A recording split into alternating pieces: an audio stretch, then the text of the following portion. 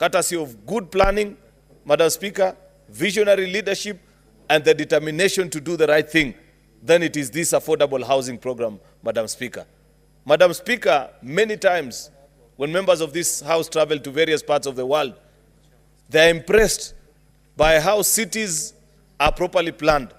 They are impressed by how nations confront their challenges, Madam Speaker, and set their countries on a path of prosperity by making bold decisions. The affordable housing program, Madam Speaker, is a bold program. Madam Speaker, the reason we are here today is that you are aware that in November of 2023, the High Court ruled, Madam Speaker, that the affordable housing levy lacked a legal framework for implementation of the affordable housing program.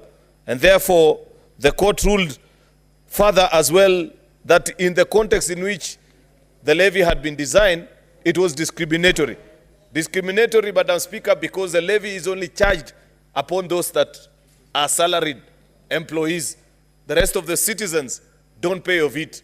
And it has been debatable, Madam Speaker, why you are levying only salaried Kenyans. And therefore, there was an argument, which I don't agree with, Madam Speaker, but because we are a constitutional democracy, I respect the verdict of the court, though I greatly disagree with it in their view and the direction that we should charge this levy to all Kenyans, because by and large, that is what the courts are telling us. That is what LSK, for example, as an institution, are telling us as Parliament to do, that every Kenyan, including the ordinary citizens, those that they sometimes purport to represent in petitions, must pay this particular levy, Madam Speaker. It was the general thinking of many of us that given the fact that we live in almost a quasi-socialist state, Madam Speaker, any adult who lives in this country and has gone through public education has been educated through the taxes of other Kenyans. All of us in this House, Madam Speaker, including the members of staff. The reason why we have formal education is because those that in the 70s, in the 80s, and in the 90s when we went to school, there were people who were working, whose salaries were deducted, and that is what paid for our education. And the thinking then at that particular time was that to move forward this particular nation and to move citizens who don't live in decent households. Madam Speaker, further on while moving this bill, I'd wish to challenge people to read, because I've seen some fools out there tell us, who told you that Kenyans don't have houses? The Constitution does not just talk about houses. It talks about decent houses with access to good sanitation. And Article 43, economic and social rights in this country, Madam Speaker. Therefore, it was a thinking at that particular time that those of us that are well-to-do, that have a salary, that we form a very small portion of our country, Madam Speaker, would do well to support this program so that it benefits the entire country. Unfortunately, Madam Speaker, LSK and the courts and all those that petition have asked that this be levied on all Kenyans, including those that don't have a salary. Since, like I have said, we are a constitutional democracy, we are left with very little to do other than to pass the bill as now proposed, so that for anybody to benefit under this program, be it under affordable or social housing, because there are two parts of this program, Madam Speaker, then they must at least pay something.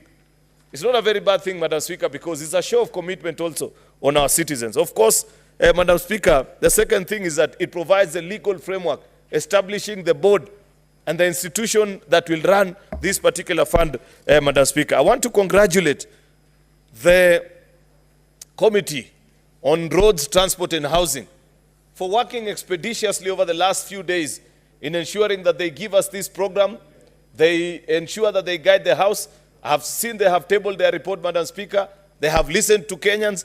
I followed last week when presenters came before them, including Juakali workers, ordinary citizens who are going to benefit out of this program, young people. In fact, Madam Speaker, affordable housing program is the wrong title for this program.